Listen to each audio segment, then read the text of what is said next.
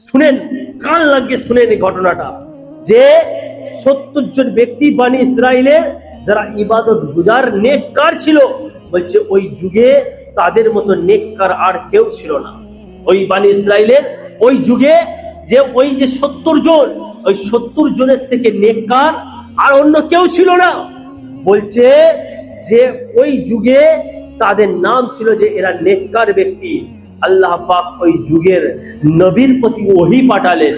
ওই যুগের বানি ইসরাইলের ওই সময় যে নবী ছিল তার উপরেতে ওহী এলো যে ওই 70 জনকে দুনিয়া বিমুখ লোক দুনিয়া থেকে অমুসলিম হয়ে বিদায় নেবে। অর্থাৎ এই যে 70 জনকে দেখতে পাচ্ছ যারা খুব নেককার পরেশগার, এরা ঈমান নিয়ে মৃত্যু হবে না, এরা বেঈমান হয়ে মরবে। কারা? ওই যে 70 জন নেককার যারা ছিল তাদের জন্য আল্লাহ পাক ওই নবী আলাইহিস সালামের উপরে থেকে ওহী পাঠালেন। তখন ওই নবী আলাইহিস সালাম চিন্তায় পড়ে গেলেন এবং সাথে সাথে জিজ্ঞেস করলেন, হে আল্লাহ পাক, এর কারণ কি? এরা তো খুব নেককার লোক, দুনিয়ার প্রতি এদের কোনো কি আগ্রহ নেই, দুনিয়া ছেড়ে তোমার ইবাদত করছে, তোমার বন্দেগী করছে, নেকির কাজ করছে, তো তাদের পরিণাম এমন হবে কেন? ওরা নেককার ব্যক্তি, তারপরেও তারা ঈমান ছাড়া মৃত্যুবরণ করবে, এটা কেমন কথা? তখন আল্লাহকে যখন প্রশ্ন করছে, আল্লাহ পাক রব্বুল আলামিন ইরশাদ করছেন যে এর জন্য যে এরা নিজেদের পরিণাম সম্পর্কে চিন্তাহীন হয়ে গেছে। এরা এদের যে মৃত্যু হবে সেটা ঈমানের সাথে হবে কিনা এ বিষয়ে তারা কখনো চিন্তা করেনি। তারা গফলতের সাথে জিন্দেগি কাটাচ্ছে।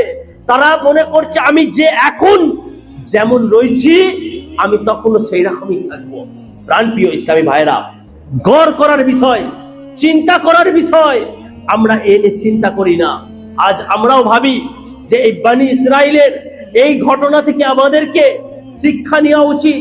আজ আমরা ভাবি আমার তো দাড়ি আছে, আমার তো টুপি আছে, আমি তো ইমামা পড়ি, আমি তো 5 ওয়াক্ত নামাজ পড়ি, আমার মতো নেক কে আছে, আমার মতো ফরেজগার কে আছে?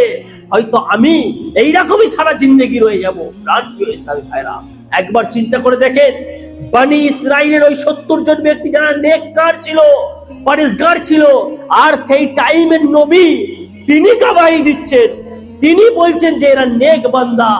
তারপরেও আল্লাহ পাক কি বলছে যে এরা কি, এদের পরিণাম কি হবে এ বিষয়ে চিন্তা করতো না।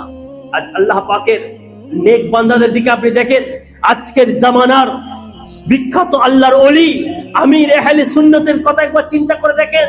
আমির আহলে সুন্নত একটা বায়ানে তিনি বলছেন যে আমি তো দাওয়াত ইসলামীকে বাইরেছি, দাওয়াত ইসলামীকে আমি তৈরি করেছি, দাওয়াত ইসলামী আজ মকবুল হয়ে গেছে, দুনিয়ায় মানুষ কি দাওয়াত ইসলামীকে কবুল করে নিয়েছে। আজ মানুষ ইমামা পড়ছে, আজ মানুষ দাড়ি রাখছে, আজ মানুষ সুন্নতের উপর আমল করছে, আজ মানুষ কোরআনে পাকে খতম করছে, আজ ওলামা বানছে, আজ হুফাজ বানছে, আজ মুফতি বানছে। তো আমার দাওয়াত ইসলামী আজ দুনিয়াতে ছড়িয়ে পড়েছে। তো আমার ভয় এটা লাগে যে কাল কিয়ামতের ময়দানেতে আল্লাহ পাক যদি বলে যে হে ইলিয়াস কাদেরী, তুমি দাওয়াত ইসলামী তৈরি করেছিলে, কেন করেছিলে? নিজের শহরতের জন্য, নিজের নাম হয়ে যাবার জন্য?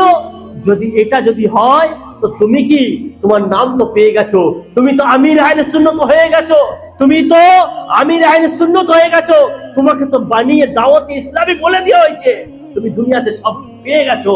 এর বলে ঠুকরে ঠুকরে কাঁদছে যে আল্লাহ পাক আমার পরিণতি কি হবে, আমার পরিণতি কি হবে, আমি ঈমান নিয়ে দুনিয়া থেকে যেতে পারবো কিনা?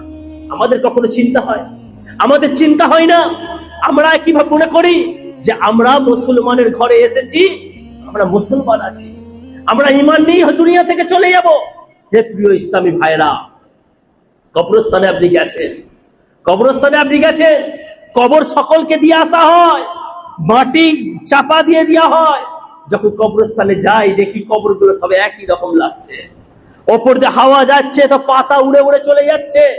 কিন্তু হাদিসের ভাষা যদি দেখেন, ওলামা ইকরামের বয়ান যদি শোনেন, যে কবর ওপর থেকে সব একই রকম দেখতে লাগলেও ভিতরের অবস্থা কিন্তু এক নয়।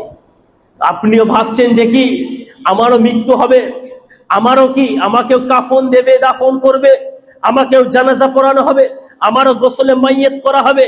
তো হয়তো আমাকে সুন্দর করে দাফন করা হচ্ছে, হয়তো আমি ঈমান নিয়ে যাচ্ছি, নাও হতে পারে প্রিয় ইসলামী ভাইরা, এটা নাও হতে পারে। কারণ দাফন কাফন এটা তো দুনিয়ার একটা অবস্থা, এটা তো ঘটবেই। কিন্তু আমরা যদি এ সচেতন না হই যে আমাদের ঈমানটা আমরা নিয়ে যেতে পারবো কিনা, তাহলে কিন্তু আমাদের জন্য খবর রয়েছে।